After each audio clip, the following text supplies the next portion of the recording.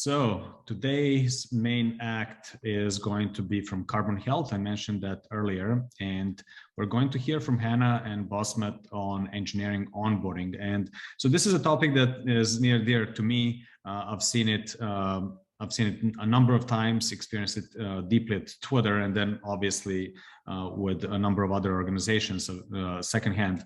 But it's basically a story of a growth in engineering, of engineering organization, and the need for that enablement from onboarding to everything else that comes with that. And it's an arc of scaling that usually starts ad hoc and then sort of ad hoc breaks, and there's a need to do it more seriously, or put some systems in place and ownership, etc.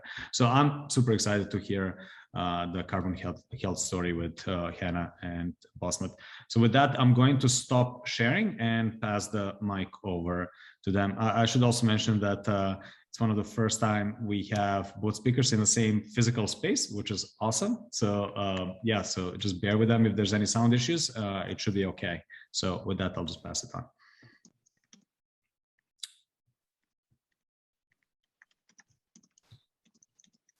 Cool, thank you so much, and hello everyone. My name is Hanah, and this is Bosmat, and we're here to talk today about the evolution of onboarding at Carbon Health. Also, just a heads up, while we're presenting, Bosmat is on the another computer, and it's like, if you have questions, I know that we've got a Q&A at the end, but if you've got like a burning question that you want to ask right away, we both know each other's work really well, so you could just go ahead and ask in the chat, and she'll be answering. So yeah, let's see. Cool. Can everyone see my slides okay? Great. Thanks, everybody. All right. So the evolution of engineering onboarding at Carbon Health. So just to kind of give a little bit of a background, I'm a full stack engineer. I don't have any like official learning and development training, but I really care passionately about curriculum building and teaching. And so I've done that for a long time as such. Onboarding is something that's very near and dear to my heart. And Bosmat comes from, is our head of engineering excellence, and comes from Facebook as a manager. So she kind of has managerial experience and engineering experience as well. So that's kind of a little bit of our backgrounds. And so just for those of you who might not know what Carbon Health is, it's a healthcare experience. And we started out mostly in urgent care for the first 4 or 5 years, but then we kind of, that's the kind of incredible thing about Carbon Health, is that we see a need and we kind of like fill it out. And we decided that we wanted to be the best primary care facility out there, clinic. And the difference between us and other clinics is that we have no membership fees. We have all of our prices posted up front, like really trying to like, there's a lot of companies out there that say that they're trying to solve the healthcare issue in our country. And I feel like we're actually doing a pretty good job of trying to tackle it in a lot of different ways. And some of those ways are actually to kind of like expand our offerings so that our offerings are more omni-channel and more accessible. So including virtual care, that was especially important with COVID, as you can all imagine. Speaking of COVID, we like grew like crazy during COVID as a result of just like responding to people's needs. So we started Carbon for Business, which essentially started out initially as COVID enterprise safety. So having businesses having us come in and help them with getting people back to work safely as soon as possible when COVID hit. And then also COVID testing. This I'm really proud of. We saw a need very early on, and we were like one of the first official partners with the state government of California and also San Francisco and the Bay Area to provide testing, and now have provided over 1.5 million COVID tests, which, as you can imagine, is like pretty big. But like the even bigger thing that I'm just so incredibly proud of is we pivoted very quickly in December 2020 to become a vaccination company as well. We were the primary logistics and registration and scheduling for LA counties and San Mateo counties.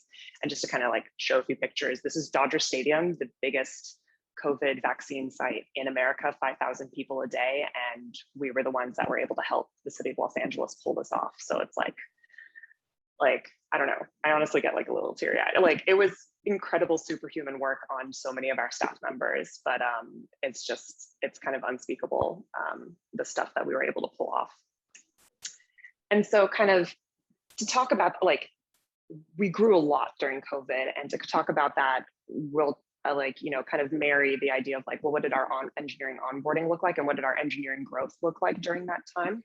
So this is kind of the outline of what today's talk is going to look like. And just to give you kind of an example, an idea of engineering growth timeline. We were founded in 2015, and we kind of fluctuated between 2 and 4 engineers, and we finally hired our 5th engineer in February 2020, right before the pandemic hit. And today we've gotten to 90 plus engineers. So that's in a year and a half. And actually the majority of those 90 engineers are in the last 7 months. So let's kind of zoom in a little bit into that time period. So once again, February 2020, 5 engineers. And then October 2020 is when I joined, and it was like 1 engineer a month at that point, even though like our engineering needs had like just grown exponentially. And then we found out in December that we're going to, do vaccine work. So we needed engineers ASAP. And that was kind of when I worked with management to create onboarding. And so by January, we had about 20 engineers, and then we went up to, sorry, I'm just moving the screen a little bit. We moved up to like 90 engineers today. So once again, the last 7 months was the bulk of our hiring and onboarding. So when I joined in October 2020, there was no onboarding. It was mostly just like one-on-one pairing with an already existing engineer. And it was like, many hours of just spending time going through like the data models, the stack, the code base, our products. It was a very hands-on but very time-intensive experience. And then also we had this little thing called Scala. So for those of you who don't know Scala, Scala is a very finicky, kind of temperamental language to learn and framework as well. And it's just very, it's very dense, and it requires a lot of training. And there's also just not that many engineers who do Scala. So the fact that that was our main language and also framework, the framework is called Play, just meant that it's like a much higher training time to production, essentially, to get engineers on board. I spent some time like just trying with Udemy courses and pairing a lot, but it's quite difficult. So that's kind of affects the onboarding process. So hang on, I think I missed a slide. And so we found out in December we're going to be doing vaccine efforts. We needed to be able to pivot. We needed to have more engineering power. So we decided to hire 4 new junior engineers from Turkey. Our CEO has a relationship with the Turkey computer science scene. And so here's the thing though, is that like we were 16 engineers. So in order to do the onboarding process that I had done, which is like one person pairing with another person very intensively for the first month, was just not capable because most of our engineers needed to be doing vaccine work. So I was approached by management to help put together an onboarding, and I literally had like 2 days to put together the initial onboarding before people started, and then like 1 more week to kind of tidy things up. So like we really had to be very MVP and very scrappy about it. And so kind of our goals were to like, for the MVP was to allow for product and domain knowledge, to allow engineers to be able to be productive ASAP, but then also still, once again, remember we had that Scala issue. And so, deep technical understanding was necessary as well. We wanted to build a great remote culture, especially as we had decided as a company to go remote first. And then also I wanted some sort of way to have feedback, right? So kind of just like mapping through, and I'm going to deep dive what's on the right here on the onboarding MVP. I'll deep dive into a couple of these things. So we created a self-guided product walkthrough to help with a product and domain knowledge, kind of creating a lot of setup and documentation around our development environment to allow engineers to like get up to speed ASAP. For the technical understanding aspects, leveraging Udemy, and then also pre-recording, like recording carbon health technology videos, which people could watch on their own time, and then also a self-guided toy project, which I will deep dive a little bit later too.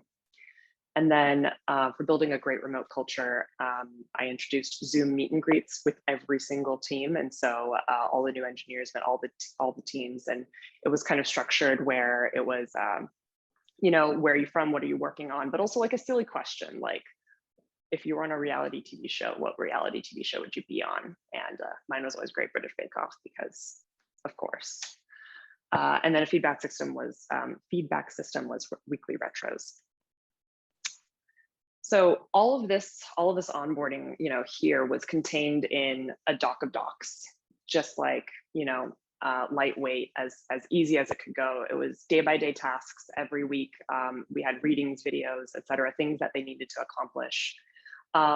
And the nice thing about it is that because it is self-guided for the most part, it's very much choose your own adventure. So this was designed with junior engineers in mind, but it actually ended up being versatile enough for like all the way to staff engineers. And they could just like read through the doc and pick and choose what they felt like they needed.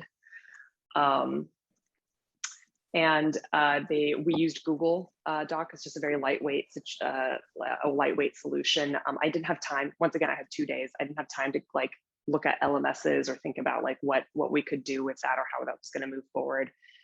If any of you need actually a really good talk, I was referencing, I always keep Jennifer Gilbert's TechKnowCon 2018 talk in mind. It's teaching like an engineer, and she just talks about creating really incredible curriculum using the lightest tools you can and the lightest upfront work. So that's kind of what we did.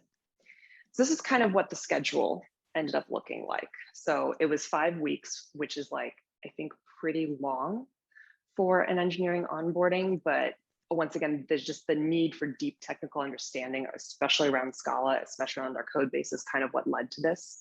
So week 1 is account setup, product walkthrough, the dev environment setup, and then you can see we have talks, our pre-recorded talks kind of littered throughout the other weeks.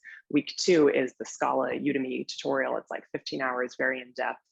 And then, more of our technology talks. Week 3 is the backend toy project, where they take what they've learned in Scala and apply it to our code base in kind of a safe, encapsulated way. Week 4 is a React Native course, and React itself is not that difficult, but if you think about React, React Native, Redux, TypeScript, it does become very intensive as far as everything that our engineers need to learn. And then we also had a front-end toy project that took what they learned in week 4 and applied it in week 5. So this is kind of like a little bit of a weekly example for every single, actually, hang on, it's not, sorry.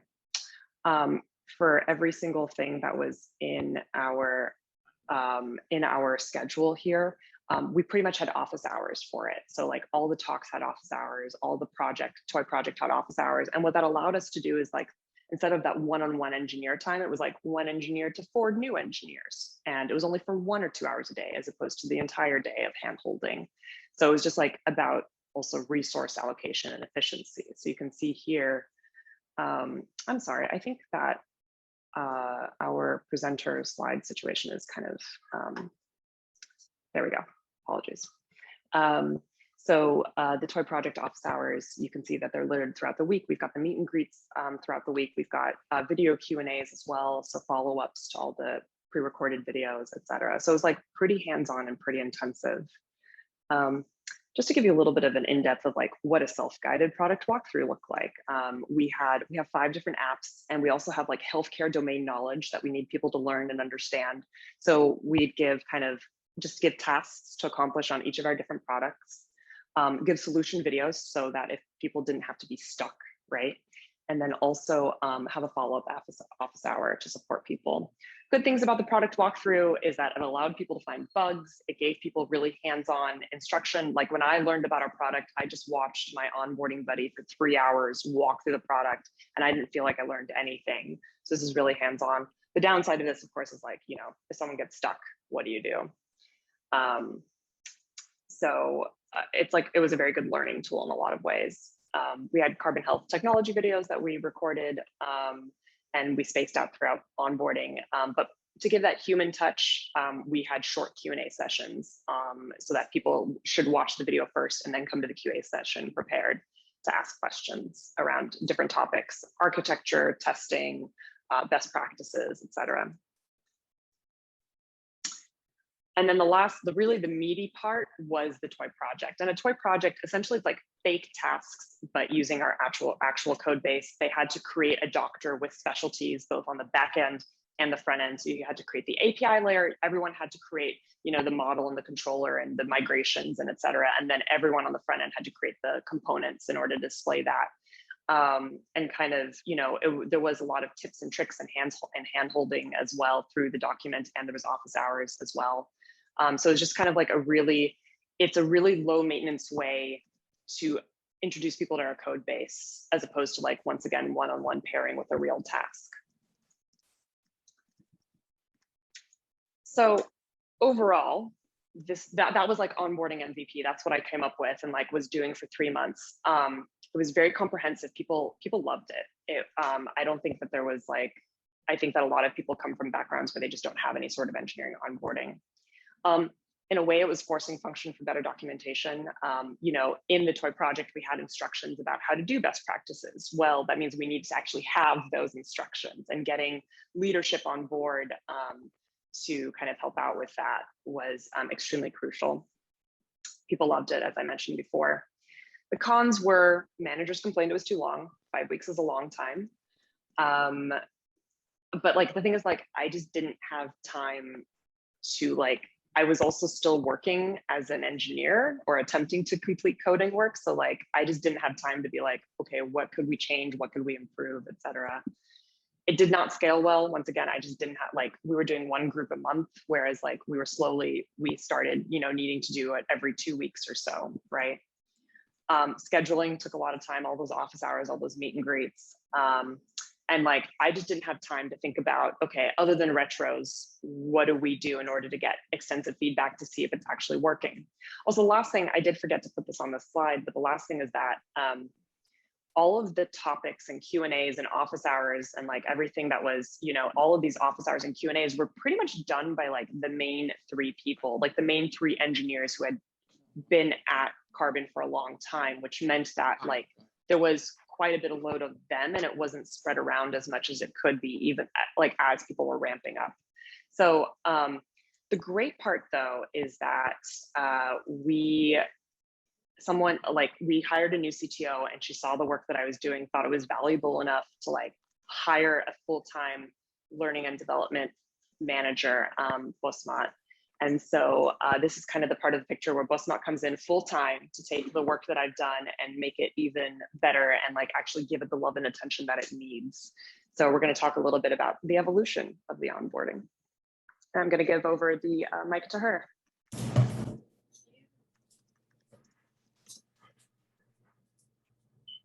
Hi, everybody. Thank you, Hanah, for the great introduction and for making on time. I'm pretty impressed. Okay, so as Hanah mentioned, I joined in March 2021, and I came from Facebook originally. So I spent many years in Facebook, was an engineering manager there, not really doing L&D, but was exposed to different L&D programs that we had. One of them was Edge Onboarding, which we called it bootcamp. I don't know if people are familiar, but it's basically 4 to 6 weeks of engineering bootcamp that kind of take any sort of engineer and prepare them to be to joining the team that they choose, or something that they choose in the end. It's teaching them the same thing, like learning the processes, the tech, and so on. And so I knew, I went through it myself. I mentored people through it. I also had people, I supported people who went through it as well. So as a manager, so I was very much exposed to what it was. And that was kind of like my mind goal when I came, and I kept thinking about Facebook, what I know. And so when I joined in March 2021, I did the onboarding, the 5 weeks, and then all I did was compare everything I know to Facebook. It was like, well, what about this and what about that? And so I managed to, maybe it wasn't too far in the future, but I managed to like see the differences and have some ideas. So with all my thoughts, and after like interviewing a lot of people who went through onboarding and some managers, I came up with 3 initial goals. The first goal is that Hanah go back to coding because this is a priority. But seriously, it's about scaling, and I'll talk about why it was important, but the organization clearly started changing. And then something I do today every week is just increase effectiveness and efficiency. So getting people to be productive after onboarding in their team as fast as I can without, without stress, with no working overtime and so on. So that's, with that, we'll start talking about scaling. So the situation when I joined was not great, could be improved. So we had roughly 5 people who had the deep technical knowledge that needed for solving incidents, answering questions, solving hard bugs, doing deep changes, and so on. So it was really limited for those 5 people in PST, and the rest of the company was kind of like asking questions over Slack or rest of the engineering org. It was also limited because some of them became managers and directors, and so they really didn't have time to help the rest of the org. And so it was the time was limited and the people. And so the other thing that was not there was technical documentation. We had some documentation. I mean, the most I've seen is actually what Hanah created for onboarding, but there was not much for people to learn from. There was, Hanah was basically owning all the onboarding materials and all the onboarding processes and setting it up. So I think that was really hard when things are really evolving within the code, and things are changing and products are changing. So how do you keep everything up to date? And it's just a lot of work. And on top of that is remote work, which we all know is really hard on learning and collaborating and shadowing. And so, I mean, that was new to me as well. I've never worked in remote work before. And then we started increasing hiring on the same time. So of course we have suddenly 4 to 6 engineers every 2 weeks, and which is a ton. And then we hire different types of engineers. Suddenly it's managers. Suddenly it's only front end. Suddenly it's machine learning and so on. So it's just like the complexity of what was going on was extrapolating. So we did a lot of things. I wish I could cover everything, but I'll cover like few things to kind of give examples. So the first thing is really running onboarding every 2 weeks instead of once a month.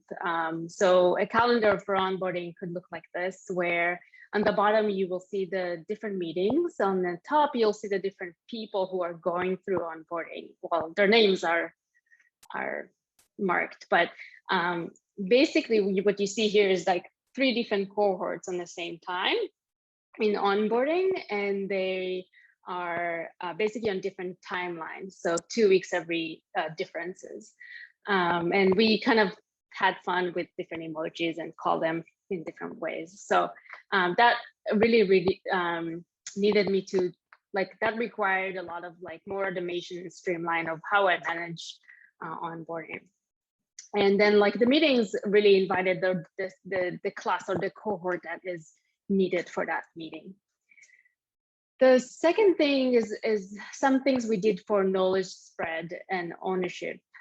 So things like, instead of 5 to 10 people participating in office hours, letting everybody participate in office hours. Everybody who finished onboarding can participate. And so I had a huge list of engineers starting to count how many times they did office hours, but that really helped to spread the knowledge of the toy project and the dev setup.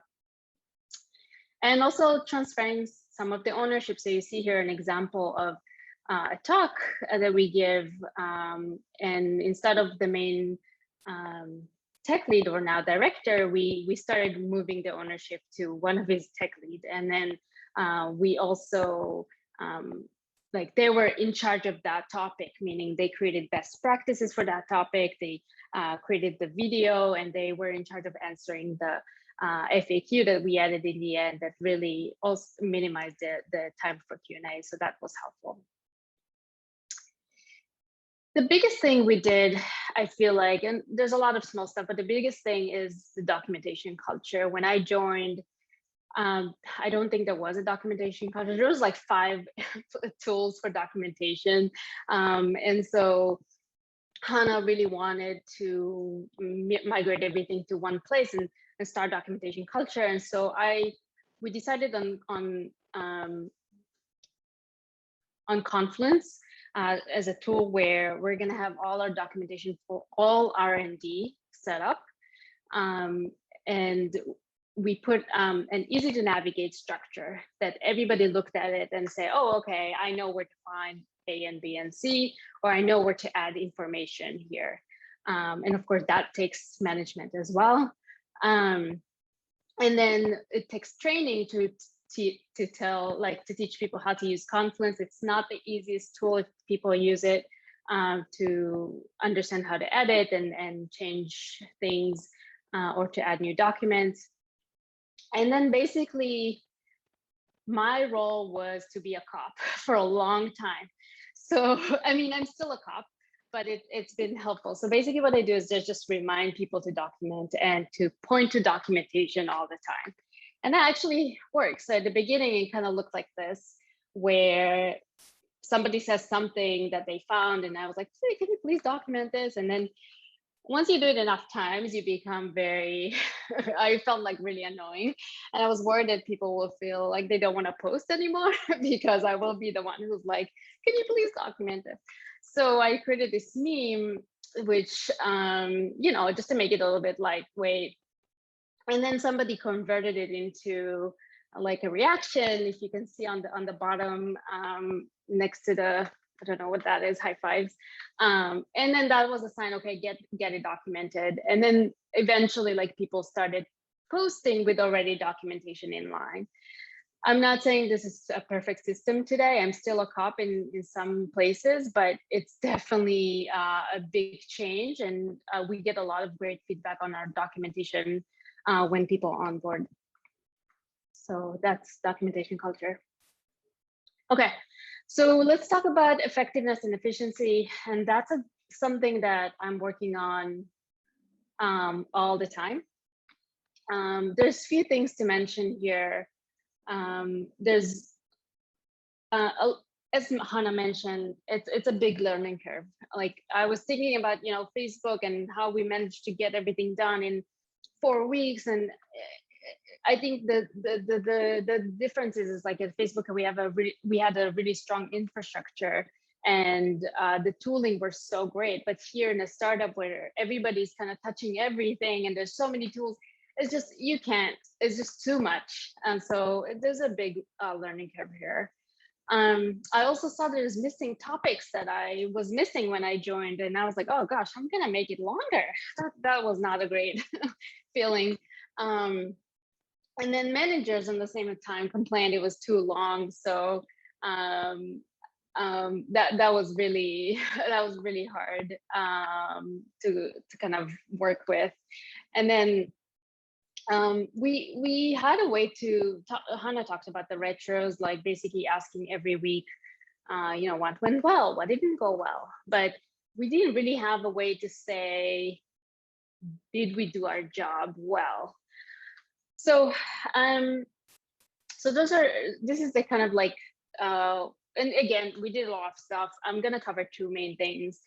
One is about toy project and real tasks. So for people who don't know what toy project is a fake project in our case, it's a fake project on top of the code base. So you don't really need to change the code base. You just kind of like build on top of it. And real task here, I mean like a task from a team's backlog, right? Like something that it will have changed to production. So the question to me came, well, why don't we do real tasks that will help with a lot of stuff? And so basically to change those 2 weeks into real, instead of doing toy project, to do like 2 different tasks that are roughly the same idea. And so let's look at the pros and cons. Like a real task is a real impact. You're gaining impact. So that's really not a waste of time. So that's great.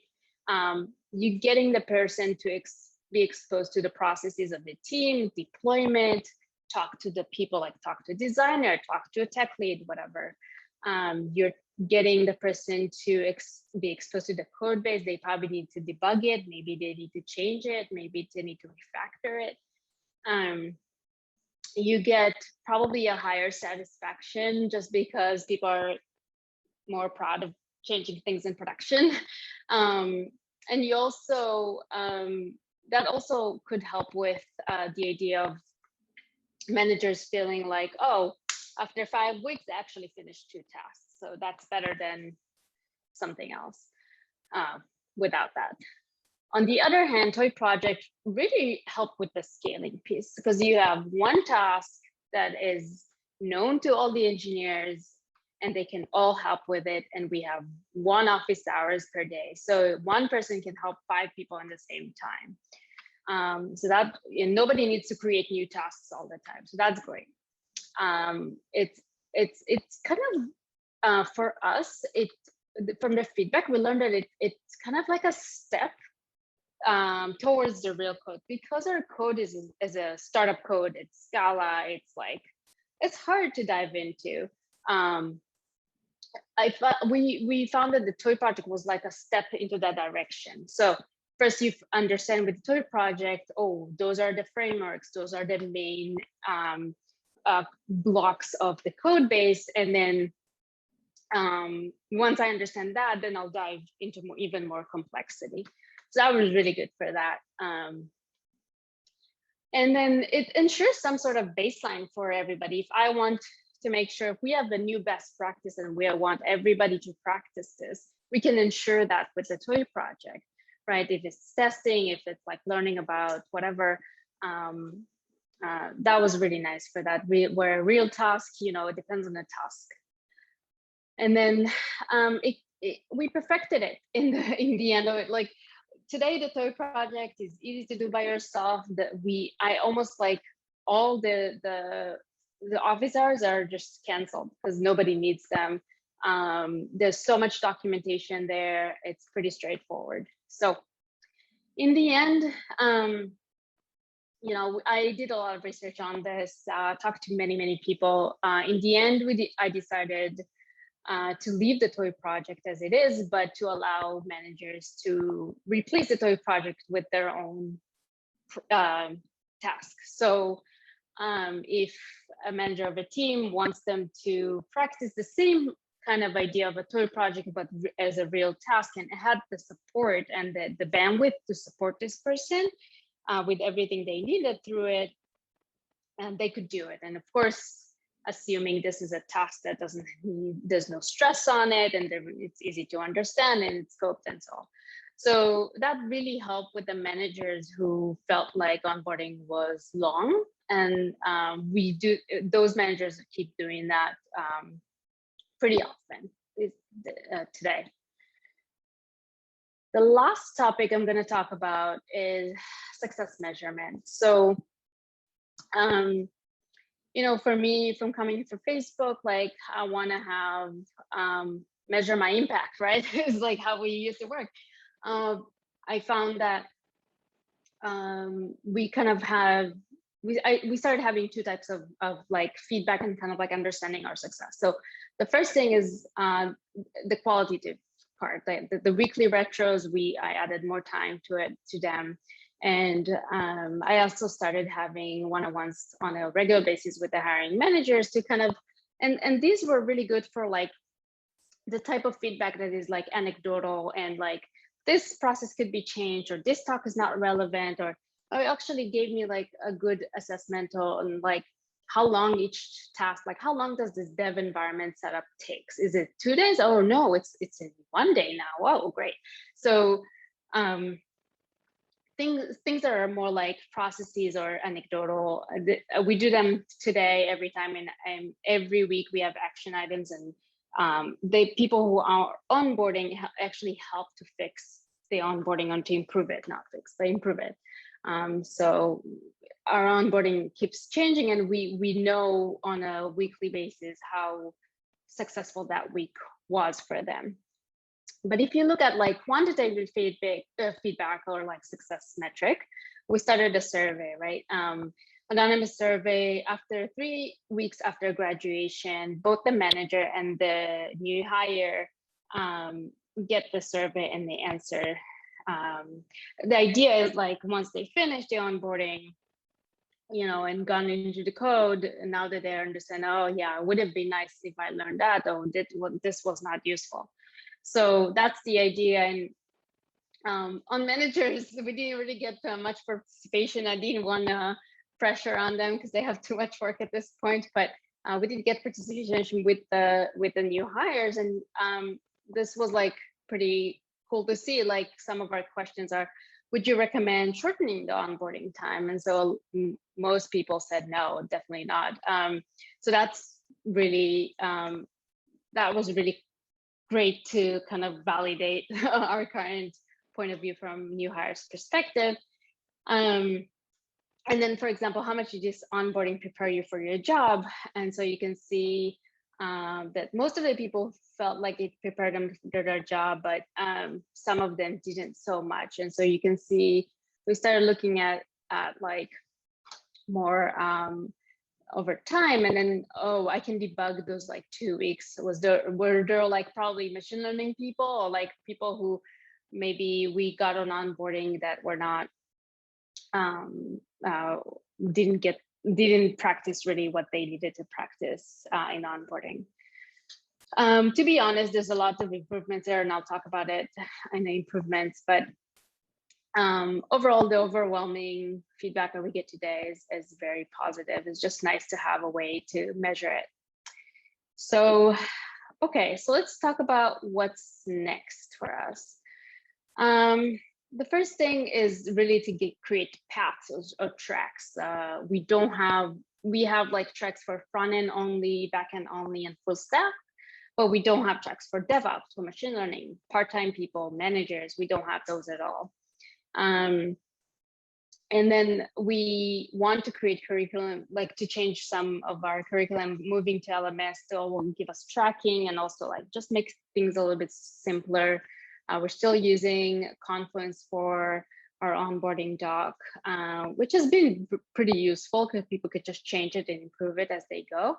But I think we're about this time to might be needing to move it because we kind of perfected it a little bit. So, and then we, as always, I'm always a cop, and there will always be things as the company changes, there'll always be more documentation and changing to documentation, and documentation is a big part of onboarding for us. Sorry, I cannot see. Okay. So we want to add bits of culture, like bits of culture stories in onboarding. So let's say we care about feedback as an engineering value, or we care about privacy, or we want to show how much we actually care about engineering growth.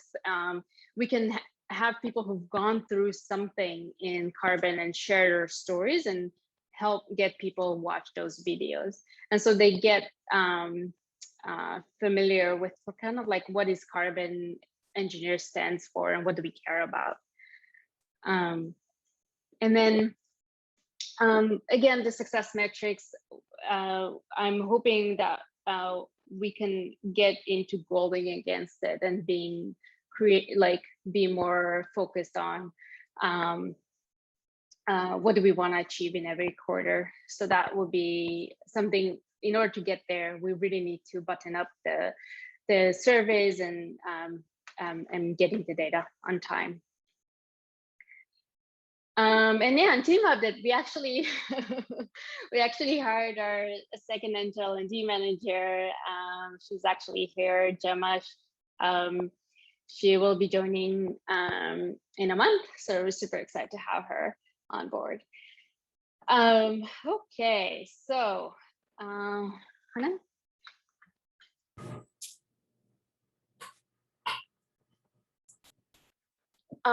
So kind of the things that we felt like we learned along the way in our onboarding journey was that for the MVP, just like really think about what your goals are.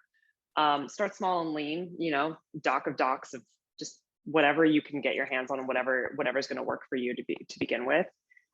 Getting leadership involved actually was like a huge thing for getting this off the ground and making it successful, both from like content creation to just supporting the program in general, to being like, we definitely also had a lot of moments where product managers were like, what, it's going to take 5 weeks for my engineer to like be actually, be able to get on our team. But we found that like giving people that protected time and making sure that everyone in leadership was understanding of that protected time for people to train up, especially in difficult technical concepts, was really beneficial in the long run. And people, our engineers are much happier for it. Using resources at hand, Udemy, things like that. And then from an evolution standpoint, allocating appropriate resources for maintenance and management, it got to the point where I wasn't able to do this by myself. So thankfully, we were able to hire Bosmat and now hire a second L&D manager. And then figure out what success looks like for your company. We're still kind of in the process, I think, of doing that. But I think the success stories are for us is that engineers love the onboarding and they feel prepared for the most part. And also onboarding can be used as a departmental alignment tool. It's the first thing that everyone does, when they walk through the door. So it's great for values, especially if it's an intensive onboarding like ours. And creating relationships with new hires. I think probably Bosmat can, I kind of miss doing onboarding because I miss knowing everybody in the company, but creating relationships with new hires goes a long way. And it's like, you are kind of essentially now the representation of Carbon Health to our new engineers, and having that main touch point, I think has been extremely useful for everybody. So that was so thank you, Hanah. Thank you, Bosmat. That was an awesome real life story of growing from 5 to 90 engineers.